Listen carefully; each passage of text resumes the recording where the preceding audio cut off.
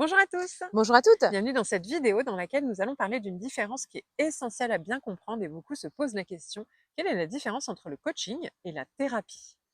Je me présente Anne-Laure Dabo, je suis coach et thérapeute de couple Ouais. et co-dirigeante du centre de formation Zen Pro. Et donc pour ma part, je suis Cécile Neville, je suis psychologue et donc je fais de la thérapie, mais aussi coach et donc du coaching. Donc toutes les deux, on a ces deux casquettes-là, mais il y a vraiment une différence et on n'a pas la même posture selon les situations. Donc c'est de ça qu'on va parler dans cette vidéo pour que tout soit bien clair pour vous déjà en tant que professionnel de l'accompagnement, mais aussi dans votre message auprès de votre public pour que le public comprenne bien la différence si vous proposez un coaching ou une thérapie.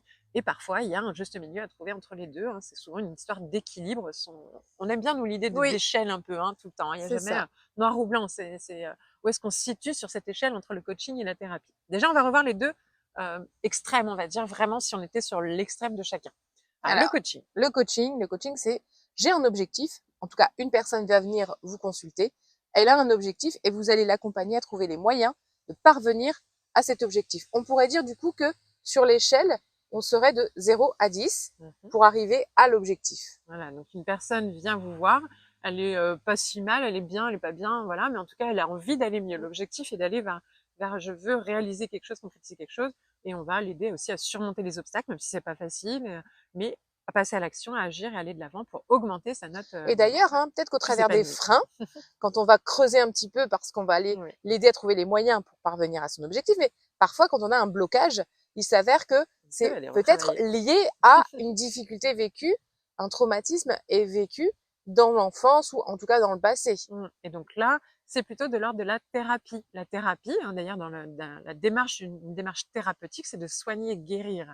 Donc une thérapie, c'est de partir de la souffrance et du problème d'une personne, de comprendre les origines du problème et de la souffrance, et de trouver les traitements et les moyens qui permettent de guérir, d'aller mieux, de trouver des solutions pour revenir à un état émotionnel, psychologique, plus neutre, plus agréable. Donc là, si on reprend cette fameuse échelle de Oui, bien-être, de confort émotionnel, psychologique, etc., c'est plutôt la tendance, ça serait plutôt de passer de -10 à 0. Donc les approches de thérapie traditionnelle, c'est vraiment ça, c'est d'aider la personne qui va mal à aller déjà bien.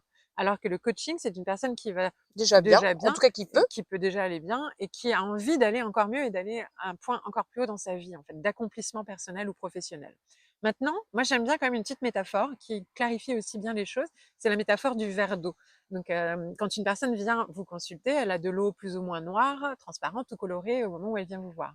Si elle a un verre d'eau rempli d'eau noire, donc c'est-à-dire que vraiment ça va pas du tout, elle est en dépression, etc.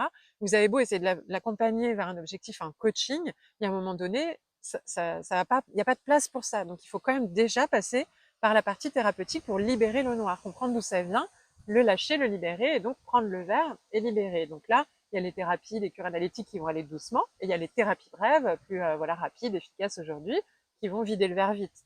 Mais si on ne fait rien pour réapprendre la personne à remplir son verre, le verre, elle va le re-remplir de ce dont elle a l'habitude. Donc elle va le remettre de l'eau noire. C'est là que le coaching peut venir prendre sa place Voilà, pour amener l'eau colorée et faire exactement. en sorte que les gens, au lieu de remettre les choses qu'ils ont l'habitude de mettre, Ils apprennent. c'est-à-dire de l'eau noire, Voilà. eh ben, ils vont apprendre à mettre de l'eau colorée. Exactement, et au milieu, il y a eu une petite tendance qui est un peu entre les deux, ce sont les thérapies de la troisième vague, où là déjà on sentait qu'il y avait quelque chose où si on ne faisait rien, le noir revenait. Et donc c'est toutes les thérapies de pleine conscience, méditation, sophrologie, où on apprenait à mettre déjà de l'eau transparente, revenir dans l'ici et maintenant, la présence, la respiration. Mais là encore, c'est pas de coaching parce que on n'est pas encore sur l'aboutissement d'un objectif dans la vie, etc. On met pas encore de couleur dans sa vie, on va pas plus loin, on va pas chercher les ressources qui nous permettent d'aller vers du mieux. Donc c'est un cheminement. Donc vraiment, voilà. Par contre, si une personne qui est déjà plutôt bien et qui a envie de se développer dans son business, par exemple, et qu'on lui dit, alors déjà, on va revenir sur votre passé. Là, franchement, la thérapie, ça va la saouler en fait, et ça va pas être très utile et efficace. C'est pas de ça qu'elle a forcément besoin. Donc c'est pas, voilà, il y a Faut que ce thérapie ou soit coaching, pertinent ça en dépend lien du avec la contexte. demande. Exactement, c'est pas adapté. Voilà, Mm. cherchez le mot. C'est pas adapté à la demande. Donc selon la situation, la demande, vous allez avoir plutôt tendance à avoir une approche de coaching ou de thérapie. Et parfois, comme Un tu le peu des disais, deux, on switch. parfois on avance sur j'aimerais améliorer ma relation de couple, et puis on avance sur des étapes, des moyens, des clés, des ressources. Et puis là, boum, on se retrouve face à un traumatisme d'enfance, ses parents qui ont été divorcés, du coup l'enfant a été blessé, etc. Peut-être que là, on va plutôt chercher à comprendre le pourquoi du comment et à guérir avec des outils un peu plus d'approche thérapeutique pour revenir après au coaching et ensuite continuer à avancer. Ok, maintenant qu'on a libéré ça, qu'est-ce qu'on peut faire maintenant pour aller vers du plus et du mieux. Donc voilà un petit peu la subtilité, évidemment, hein, c'est très subtil et des psychologues utilisent des thérapies et des outils de coaching et des coachs utilisent des outils de coaching et un peu de thérapie. C'est une échelle, à nous de trouver le juste équilibre, mais voilà en tout cas comment on pourrait C'est différencier ces important deux d'avoir cette approches. différence, quoi qu'il Exactement. arrive. Bah écoutez, si vous êtes coach ou psychologue, vous êtes les bienvenus dans tous les cas dans le groupe du réseau Zen Pro des coachs épanouis et inspirants, puisque il y a autant de psychologues, de psychanalystes, de thérapeutes, de sophrologues, d'hypnothérapeutes, etc.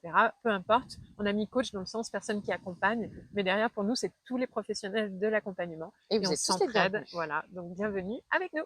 N'hésitez pas à liker et à vous abonner à la chaîne YouTube Oui, pour suivre les aventures au quotidien. exactement, et peut-être rendez-vous dans nos formations du centre de formation Zen Pro pour développer des nouvelles compétences et aller encore plus loin dans votre métier pour contribuer à plus de bonheur dans le monde. À très bientôt! À bientôt.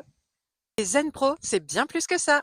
C'est aussi un centre de formation sur lequel vous allez pouvoir retrouver une formation pour devenir coach et encore d'autres des tas de formations pour découvrir des outils d'accompagnement.